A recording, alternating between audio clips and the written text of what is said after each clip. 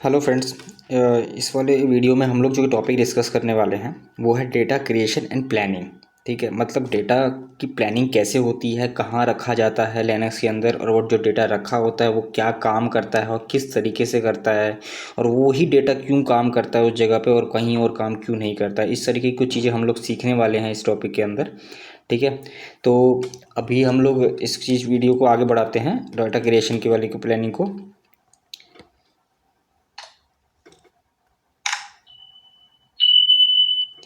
तो दोस्तों, हमने लास्ट वीडियो में हमने जो सीखा था वो हमने सीखा था, पहले एक हमारे पास लाइनक्स के अंदर हमारे पास एक मशीन होती है।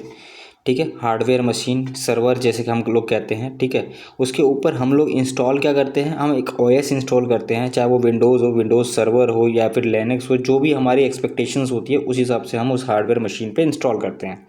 ठीक है, अब उस ओएस के ऊपर एक एप्लीकेशन सर्विस यूटिलिटी चाहे जो भी चीज़ हो वो चीज़ हम इंस्टॉल करते हैं। ठीक है, अब वही सर्विस ओएस पे होती है, ओएस किस पे होता है, हार्डवेयर पे। ठीक है, यही चीज़ हम लोग ने सीखी थी आगे। अब इसके आगे प्रोसेस करते हैं।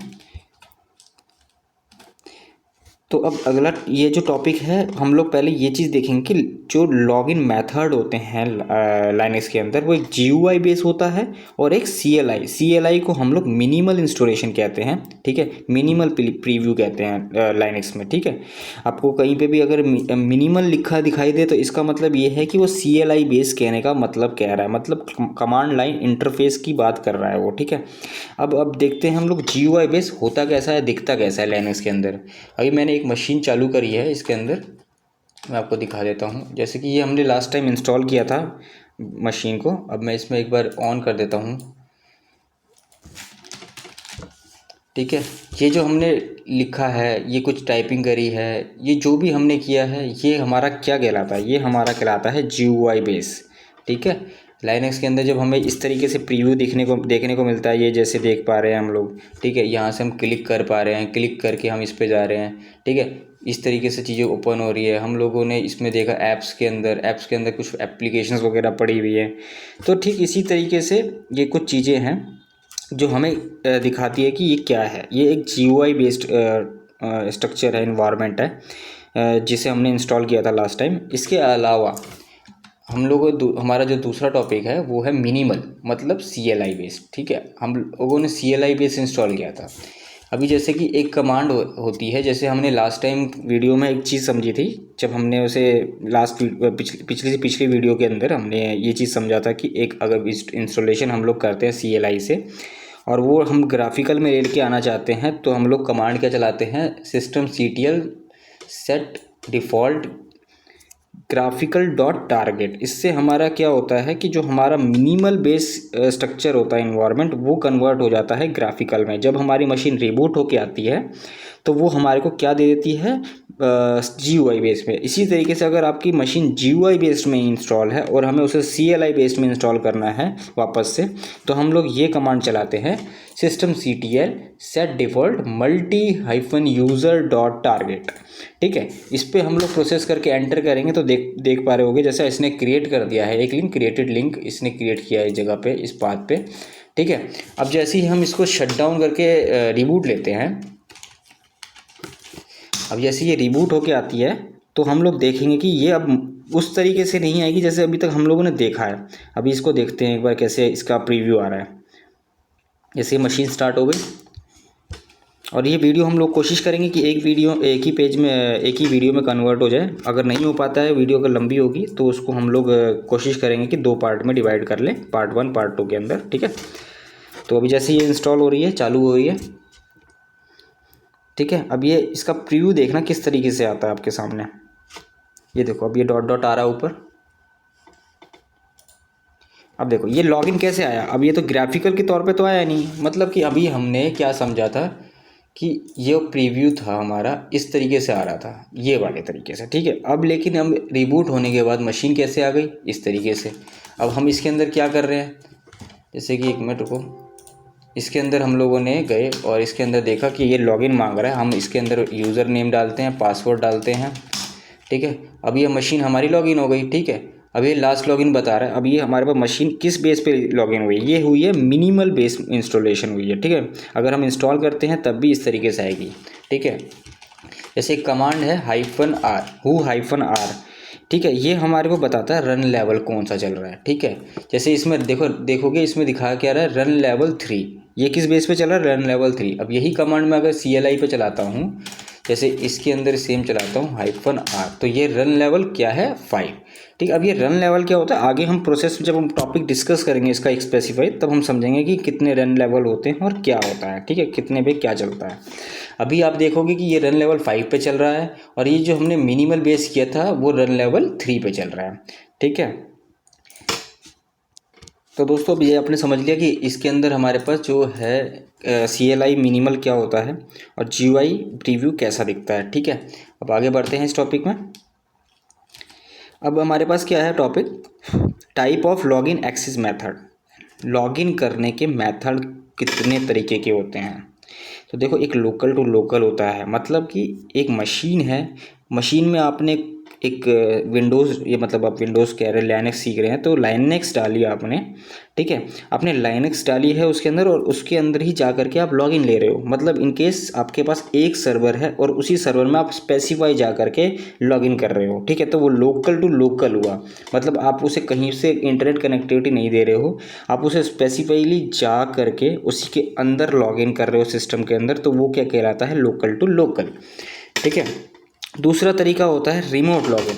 रिमोट लॉगिन के इन द सेंस आपके पास एक लोकल PC है, ठीक है, आपका एक सिस्टम है, आप सिस्टम पड़ा हुआ है, उसके बाद एक इंटरनेट क्लाउड है, ठीक है, क्लाउड हो गया आपके पास, उसके अंदर आपने एक सर्विस ले रखी है AWS की, मान लो क्लाउड पे आपने क्रिएट कर रखा, अपनी मशीन क्रिएट कर रखी है क्लाउड पे, AWS पे मान लो, एज्योर पे मान लो, गूगल क्लाउड मान लो, या फिर आपका मान लो ये एक अलग है alibaba.com करके जो एक साइट है, उसकी भी क्लाउड सर्विस चलती है। तो आपने मान लो इनमें से किसी भी क्लाउड की सर्विस ले रखी है और उस पर अपनी मशीन इंस्टॉल कर रखी है, उसके थ्रू हम रिमोट लॉगिन करते हैं अपने लोकल PC पे, यहाँ पर, ठीक है, यहाँ पर इंस्टॉल होती है। इसके बाद हम लोग देखेंगे कि क्या चीज़ आगे प्रोसेस में है। अब जैसे कि ये हमारे पास क्लाउड हो गया, अब हमने फर्स्ट वीडियो में समझा था कि रिमोट लॉगिन होता क्या है, ठीक है, तो हम लोग उस वीडियो को एक बार देख लेना कि आपको इस चीज़ को समझ में आ जाएगा कि क्या है क्या नहीं है, ठीक है। तो अब इसके आगे बढ़ते हैं हम प्रोसेस को। Type of login user in Linux. Linux में लॉगिन करने के कितने टाइप होते हैं। हमने सुना है कि सुपर यूज़र होता है एक रूट नाम का, ठीक है, रूट नाम का एक यूज़र होता है जो आगे उसके अंदर प्री डिफ़ॉल्ट होता है। इसके साथ साथ हमारे पास एक नॉर्मल यूज़र होते हैं, एक मान लो कोई यूज़र है अभी, एक सचिन, एक राहुल, प्रदीप, इस तरीके से कुछ यूज़र्स मान लो आपने सिस्टम के अंदर क्रिएट कर रखे हैं, ठीक है। जब आप लॉगिन करते हो तो वो कैसा दिखता है, रूट जब आप लॉगिन करते हो तो कभी भी आप देखना किसी भी सेशन के अंदर, चाहे पुट्टी ले रखा हो आपने, चाहे आपने उसे GUI बेस्ड इंस्टॉलेशन के प्रोसेस में आप चल रहे हो, लोकल टू लोकल प्रोसेस में हो, तब भी आप देखोगे तो उसके अंदर ये पेस्ट पीछे वाला, वो उसके अंदर यूज़र का नाम मेंशन्ड आता है, ठीक है। अब ये आगे क्या प्रोसेस है वो चीज़ ज़्यादा अभी डीप में नहीं है, नॉर्मली बता देता हूँ कि पहला आपका यूज़र होता है, सेकंड आपकी होस्ट नेम होती है, मशीन का नाम होता है, तीसरा जो आपका ये टिल्ड का ऑप्शन आ रहा है ये आपका होता है जहाँ पे आप प्रेजेंट काम कर रहे हो, ठीक है। इसके बाद हम लोग आगे बढ़ते हैं। इसी तरीके से आप अगर देखोगे तो आपके पास यूज़र का भी बेस होता है। अब जैसे रूट के लॉगिन है तो रूट आ रहा है, अभी अगर लॉगिन होगा तो अभी आएगा, सचिन अगर लॉगिन होगा तो सचिन के नाम से आएगा, लेकिन अगर मशीन जिस नाम से होगी वो यहाँ पे सेम दिखाई देगी, चाहे तीनों पे, ठीक है, चाहे वो हो, चाहे ये हो, चाहे कोई सा भी हो, ठीक है। अब इसके बाद एक चीज़ और हम देख रहे हैं कि यहाँ पे एक हैश लिखा आ रहा है और यहाँ पे क्या लिखा आ रहा है, डॉलर, ठीक है। तो ये डिफाइन करता है जहाँ पे अगर जब भी आपके पास प्रॉम्प्ट के अंदर आप देखोगे हैश जहाँ लिखा आ रहा है, जहाँ पे डॉलर लिखा आ रहा है, तो मतलब क्या है कि ये एक रूट यूज़र है, चाहे भले ही ये ना दिखा रहा हो आपके पास, ठीक है, लेकिन आप इसको देख करके समझ सकते हो कि अभी आप लॉगिन किससे हो, रूट से, ठीक है। अब जब आप देखोगे कि आपके पास डॉलर प्रॉम्प्ट आ रहा है तो अब उसके बाद आप ये समझ लेना कि आप किसी एक स्पेसिफाई यूज़र से लॉगिन हो, भले ही ये नाम ना दिखा रहा हो, कई कई जगहों इन्वायरमेंट पे कई बार नहीं दिखता है, ठीक है, लेकिन अगर ये चीज़ दिख रहा है इसका मतलब आप यूज़र से लॉगिन हो इस टाइम पे, ठीक है।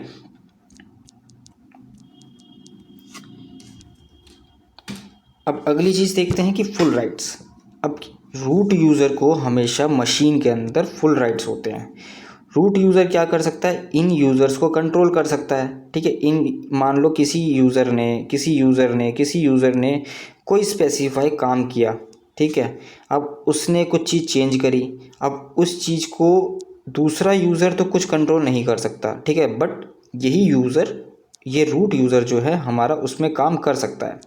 ठीक है, अब अगर देखा जाए इसको अगले एक नए पैटर्न से, मान लो कि एक फ़ोल्डर क्रिएट करता है अभी नाम का पर्सन, ठीक है, इसने एक लॉकर क्रिएट किया अपने पास फ़ोल्डर का, एक सचिन ने फ़ोल्डर क्रिएट किया, लेकिन अभी जो यूज़र है वो ये नहीं देख पा रहा है कि उसने क्या किया है। ठीक है, लेकिन अब मान लो इसने कुछ अलग तरीके से काम कर दिया सचिन ने, या फिर अभी ने कुछ अलग तरीके से काम कर दिया।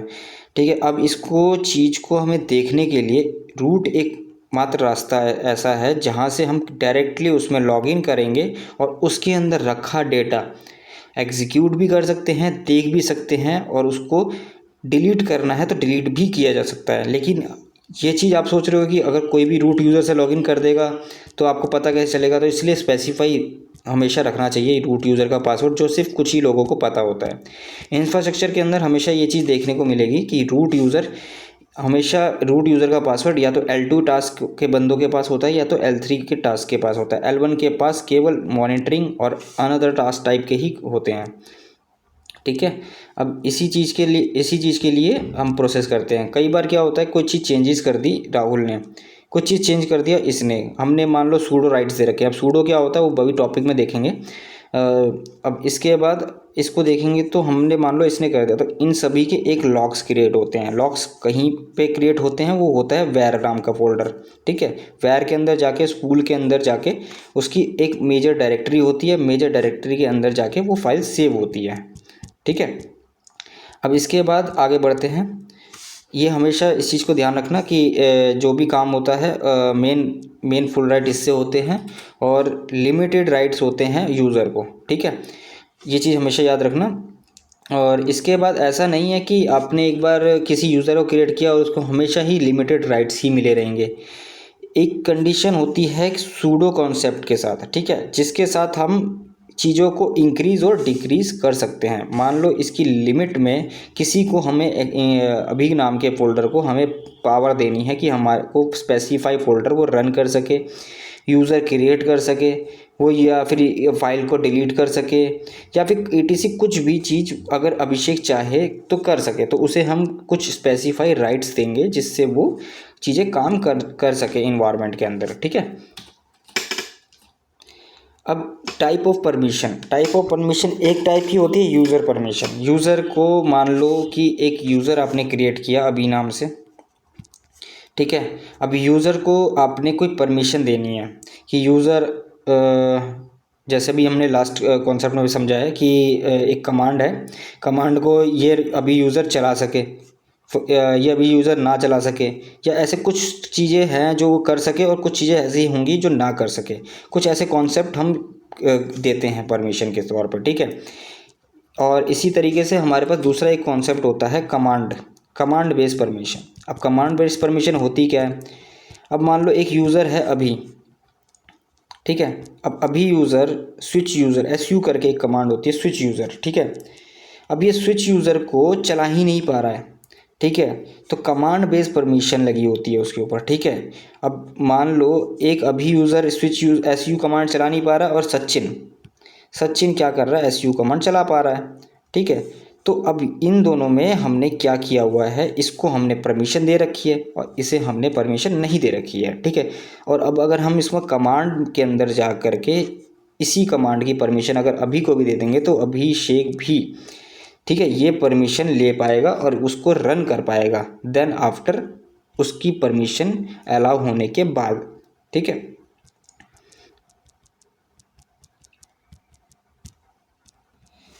तीसरी चीज़ है file and folder based permission. कई बार हम फाइल क्रिएट करते हैं, फाइल को क्रिएट करने के बाद हम लोगों के पास कई बार ऐसा इन्वायरमेंट भी होता है कि हम लोग उसे क्या करते हैं कि हम उसे रूट डायरेक्टरी पे ही डाल देते हैं जहाँ से पब्लिकली वो एक्सेसिबल होता है सभी लोगों को। तो कई बार क्या होता है कि कुछ यूज़र्स उस पर कुछ छेड़छाड़ भी कर देते हैं। ठीक है, तो उसी वजह से कुछ फाइल एंड फोल्डर के लिए कुछ परमिशंस आइडेंटिफाई कर दी जाती है कि वो जो यूज़र है केवल वही यूज़र उसको एग्जीक्यूट कर सके, या तो उसे रीड कर सके, या तो फिर उसे राइट कर सके। ठीक है, कोई भी मतलब स्पेसिफाइड टास्क हम स्पेसिफाई कर देते हैं फाइल एंड फोल्डर पे, ताकि कोई दूसरा यूज़र उस फाइल पे छेड़छाड़ ना करे। ठीक है, तो इस तरीके से फाइल एंड परमिशन लगाई जाती है। अब ये चीज़ होती कैसे, ये थोड़ा सा हम देख लेते हैं, बाकी इसको डीप लेवल में बाद में जब हम समझेंगे तब देखते हैं। जैसे कि ये अब मैं इसमें दिखा देता हूँ तुम्हें एक बार, पासवर्ड लॉगिन। जैसे कि एक फ़ाइल है, अब मैं इसमें ls लिखता हूँ, एक मिनट।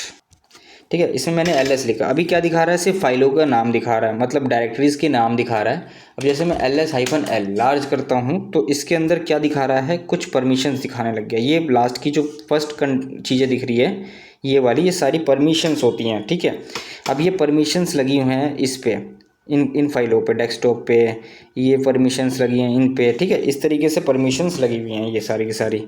तो इस ये जो स्पेसिफाई चीज़ें हैं, हम लोग चीज़ें देखेंगे अभी आगे बाकी अलग वीडियोस में। अभी जो कॉन्सेप्ट है उन्हें देखते हैं आगे।